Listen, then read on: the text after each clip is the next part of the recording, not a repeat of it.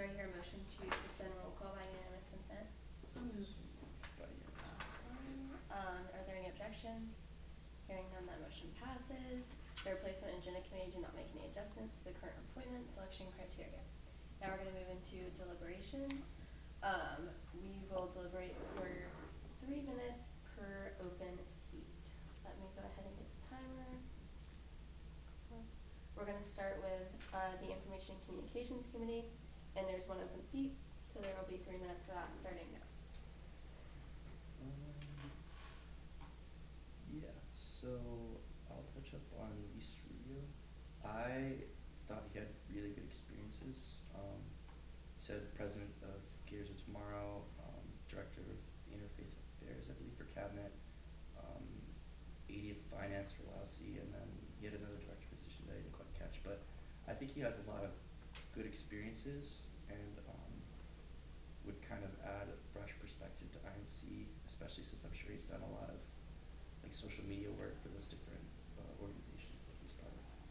Yeah, I definitely agree. I think experience is definitely the name of the game, especially when it comes to the summertime. And I think Reese is full of that. I really liked his idea about the TikToks. Yeah. When he said that, I giggled a little bit, but I would honestly, like, if I was a student, you know, from the outside looking in, I would absolutely love to see that. I think it would kind of make stand-up look a lot more personable, because I know a lot of people kind of get a bit intimidated when it comes to, you know, going to senators and like voicing their concerns. So I think with certain trends or certain things like that, people would feel more inclined to do so. I thought Graham's interview was great as well. Like I said, I think experience is kind of the name of the game here. I would love to see him have a bit more experience within the Senate before moving to a committee. But his interview I do think was great. Yeah, I liked Graham a lot, but I think just he got out experienced at the end of the day. Awesome. Now we're going to move into the Judiciary Committee deliberations. There will be 3 minutes as there's 1 open seat starting. Yeah, so John was the only one to apply for this, I believe, and I really liked his interview. I like John a lot, and he did talk about his experience in his fraternity as vice president of administration, I believe, and he talked about like checking the legality of bills and writing bills and stuff like that. But he also did mention that it was his first Senate meeting last week, which I think, like we mentioned, for INC, experience is the name of the game, and I just didn't feel that he had enough Senate experience in particular for Judish. Yeah, I definitely agree, especially with such kind of a heavier committee such as Judiciary. I think it's important to have just a bit more experience within Senate, with last week being his very first Senate meeting. That does, that kind of perked my ears up a little bit, so I would like to see him have a little bit more experience collaborating with other senators, maybe writing his own legislation, things like that. Yeah. Before we see him apply again. Yeah, would like to see him reapply in the future, but right now I say we just table and see. Okay, moving to the next open seat. We are going to do 9 minutes of deliberations for the open permanent off-campus seat, starting now. Yeah, this one for me was really hard. I think we had like a lot of really excellent candidates. So kind of looking back at my notes here, a couple people did stick out to me, but I think overall, I think all the candidates were really, really great. Some of the candidates that did stick out to me, one would be Billy Folk.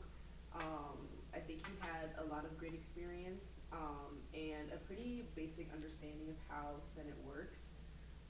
I think he has a good outside perspective that I'd be interested to see bring into the Senate, just kind of making it a well-rounded experience for all students on campus, kind of making sure student government is more accessible to people. I think he'd do an excellent job at, so I would actually like to see what he would do in the chamber. Yeah, and then I agree with you 100%.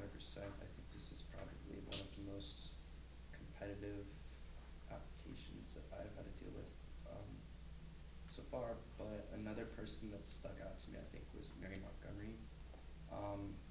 Her motivation for wanting to do this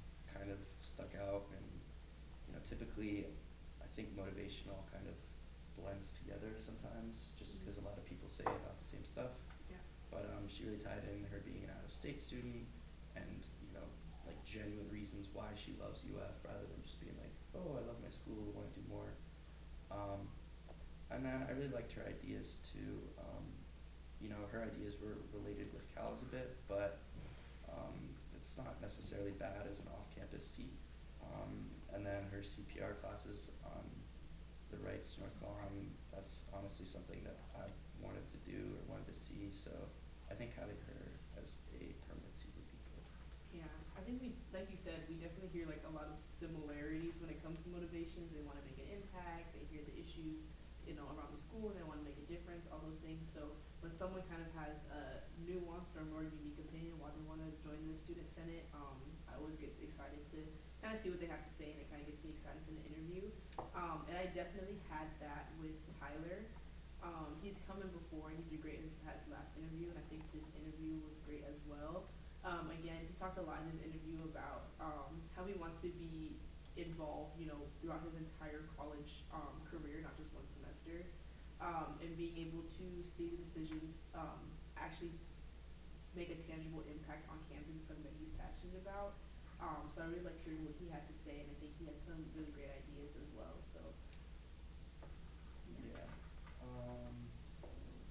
And then I could probably touch on, I liked Kendall a lot, Kendall Longwater.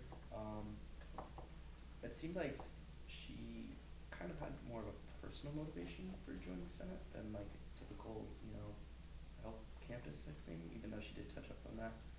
But I think she brings a unique perspective to the chamber, being engineering, and then she also talked about an internship she did, some research that she did at the school. I think she would add like a good layer of professionalism to the chamber. And then additionally, I liked her idea to kind of make teachers and faculty more accessible. I think that's something good because, you know, I've kind of had a similar experience where it's hard to get to know your professors in such a large class, especially for big lectures. So I like what she's trying to do there.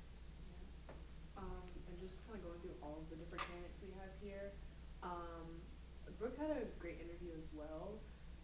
I think her motivation was great. She wanted to have a hands-on impact, loves the community here, and then her experience, obviously she's a replacement senator now, and then the leadership position that she held in high school, I think would be just a good transition into her role as a student senator.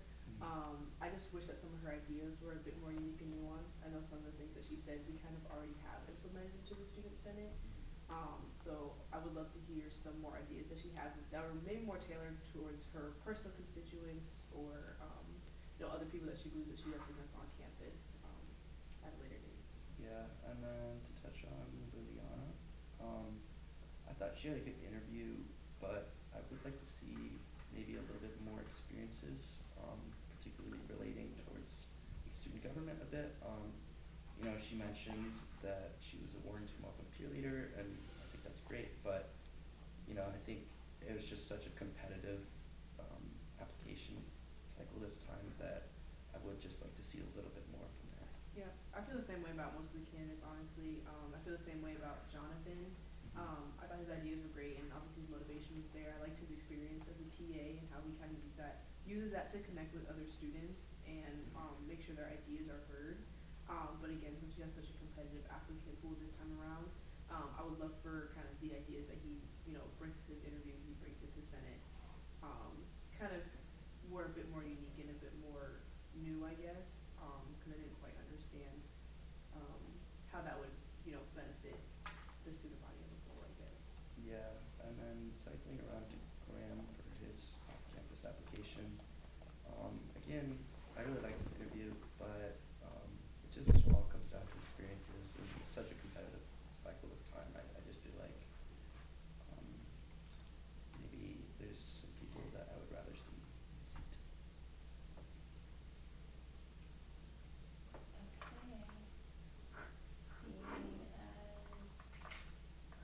as deliberations are over, I know that there's a off-campus summer BC seminar for, but we